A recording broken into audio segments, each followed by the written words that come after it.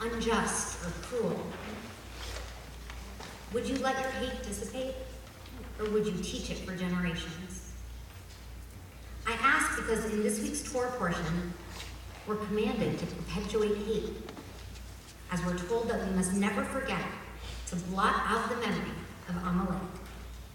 Though the nation no longer exists, and many rabbis have come up with beautiful ways of propelling this commandment into something positive, the fact remains that in its original form, this was a commandment to never forget how angry and hurt we were by another people. This made me think about the way hatred is perpetuated throughout time. Our narrative in the Torah is that our anger towards Amalek is justifiable. But don't all people think their hate is justifiable? And what if anger at others was based on lies? What if hurtful, hateful, made-up stories were told from generation to generation?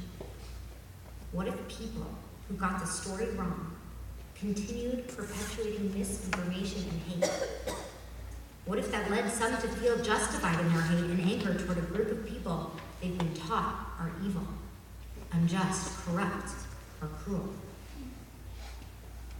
Unfortunately, this is not simply a what if. Throughout time, people have made up lies and perpetuated hate against others. As Jews, we know this all too well. We've been scapegoats for outlandish things throughout history, and this has often led to true pain and persecution. And a sad reality of the world we live in now is that with the internet and social media, it's become easier and easier to create and disseminate hate. There are all kinds of horrible conspiracy theories and hate-based websites that encourage vicious behaviors and crimes against others, especially targeting the Jewish community. This week, as our nation marked the 18th year since the terrible attacks of September 11th, a landmark at the University of Tennessee, Knoxville, was vandalized with anti-Semitic hatred, blaming Jews for 9/11, and pointing to online articles that would spread this conspiracy theory. Let's be clear. Jews were victims on 9/11, not perpetrators. The FBI found beyond a shadow of a doubt that Al-Qaeda, a global terrorist organization that, by the way, not a fan of Jews, were the perpetrators of this horrible act of violence. However, even though that is a well-known truth, there are still others who believe and perpetuate lies that blame our community for many terrible things that we have nothing at all to do with. Even at institutions of higher learning, these alternative narratives, completely made up and incorrect, are repeated over and over. When this hate was painted in Knoxville, it was not by any means the first act of anti-Semitism on that campus or in this country, and it most certainly was not the last either. But this historical rewrite is a serious reality check of how much, how deeply, some of our fellow Americans hate Jews and the great lengths they go to in order to justify that hate. Anti-Semitism is on the rise throughout the world, and brutal, hateful attacks against American Jews have been climbing and climbing in numbers. According to the FBI and the ADL, since 2017, America has seen a surge in hate crimes against many communities, but the largest number of crimes perpetuated against any group of Americans is by far and away the massive number of attacks on Jews. That's right, there are more hate crimes against Jews in this country than any other minority population. These attacks, large and small, are affecting Jews across America. Attacks are not simply in the outskirts of small towns and longer, but they're now also happening in places typically thought of as safe for Jewish life. Most of my generation spent the past 2 decades rolling their eyes when people began to talk about the horrific anti-Semitism of the past. And yet we live in a world today where I begin each service on Friday nights announcing where the emergency exits are, just in case we might need to run for our lives. This is our reality. Last Sunday, the New York Times ran an article by Barry Weiss on how to fight anti-Semitism. While acknowledging today's reality, she writes, that these terrible attacks that have happened over the past year mark only the most violent of examples of anti-Semitism that is rising in the country. But in the last week of August, there were 3 assaults on ultra-Orthodox Jewish men in Brooklyn. Attacks largely not covered by the press. Perhaps because, as in the majority of anti-Semitic instances, perpetrators were not white supremacists, but rather were members of other minority groups. Weiss continued by noting the following about New York. She said, "Our city, which has the largest Jewish population of any in the world, there were 4 times as many hate crimes against Jews as against blacks in 2018. These physical horrors, beaten with a brick, whipped with a belt, these are the tips of the anti-Semitic icebergs that can be found on both the left and the right that have moved definitively and rapidly into mainstream waters." Weiss is right. Anti-Semitism is coming from all over. On a call for rabbis preparing for the High Holy Days last week, AJC delved deeply into modern anti-Semitism and repeated several times that there's hatred and bigotry towards our community from the far left, from the far right, and from jihadists. Though it's easier to point out when your political enemy is anti-Semitic than your friend, the fact is, we as Jews need to call out all 3 simultaneously. If not, we're simply playing politics. In reality, there are a multiplicity of sources of anti-Semitism in America, and we need to speak up if we want to stop it. The left condemns anti-Semitism from white nationalists, and the right condemns anti-Semitism that takes the shape of anti-Zionism. But we as Jews must be swivel-headed. We must recognize, point out, and stop anti-Semitism wherever it comes from. We need to be active in fighting for the soul of both American political parties, making sure hate doesn't thrive any longer. And let's be clear on something. Disagreeing with Israeli policy is not anti-Semitism.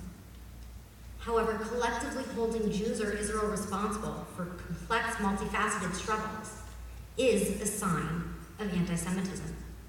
Believing Zionism, the Jewish longing for self-determination, is intrinsically bad, is absolutely a sign of anti-Semitism. And advocating for an end to Israel is 100% a sign of anti-Semitism. In her new book, Anti-Semitism Here and Now, Deborah Lipstadt describes 4 categories of anti-Semites we encounter here in America. She describes the categories as the extremists, the anti-Semitic enablers, the dinner party anti-Semite, and the clueless anti-Semite. The extremists we know. Their hate oozes from their being. They shout their hate while marching and while physically attacking our community. The enablers are those that claim, I have Jewish friends. My uncle's friend is Jewish. I couldn't possibly be anti-Semitic. Even though their rhetoric sometimes is problematic. The dinner party anti-Semite is the polite anti-Semite that's easily camouflaged because the comments are subtle and elusive. They're the people who make comments that you hear and essentially do a double take. Did they just say that? Well, they must not have really known what that meant. The final category that Deborah describes is the clueless anti-Semite. This is just what it sounds like. An otherwise nice, well-meaning person who is completely unaware that he or she has internalized anti-Semitic stereotypes and is perpetuating that. While most of us focus on the extremists, all 4 are dangerous and need to be stopped. At a time when university professors argue against bringing in Jewish experts or reading Israeli books, and hate is growing and showing in a multitude of ways from every direction, I'm reminded of the powerful and hauntingly prophetic words of Rabbi Kahn from 1823, that hate will continue to grow and grow. Or as he wrote, this is only the beginning. In a place where they burn books, they will in the end also burn men. Next year will be 75 years since the end of the show. World memory is fading. Survivors are aging and dying, and it seems that even though it was once unacceptable after the Holocaust to be anti-Semitic, the further away we get from the horrific acts of World War II, the more and more comfortable people are becoming showing off they too hate the Jews. Like herpes, anti-Semitism is contagious, and like herpes, anti-Semitism may lie dormant at times, but it never disappears. Once someone is infected by the virus, it's always there, lying beneath the surface, just waiting to cause an outbreak. This is not my comparison. This is Deborah Lipstadt's metaphor for anti-Semitism. Deborah says anti-Semitism is like herpes because it doesn't ever go away. It will lay dormant until economic stress, social stress, and cultural stress bring on an outbreak. And it's not just a matter that anti-Semitism is coming from the poor or the unhappy. That's too simplistic, she explains, and that you have leaders of countries who are willing to stir it up, who are willing to stir up divisions. When you have division, it results in a fracturing of society, and that's when people look for groups to blame for their problems, and that often leads to anti-Semitism. If we want to contain and limit the current and coming flare-ups, we need to do something. We need to stop believing our own mythology that this can't happen in America, and wake up and deal with the reality of what is happening.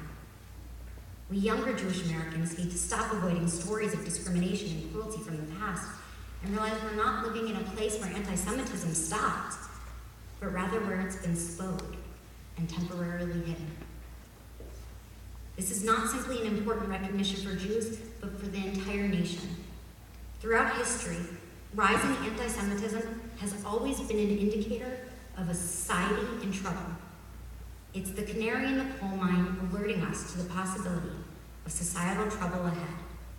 If we allow prejudice of any kind, it will absolutely and ultimately lead to a hospitable condition for anti-Semitism.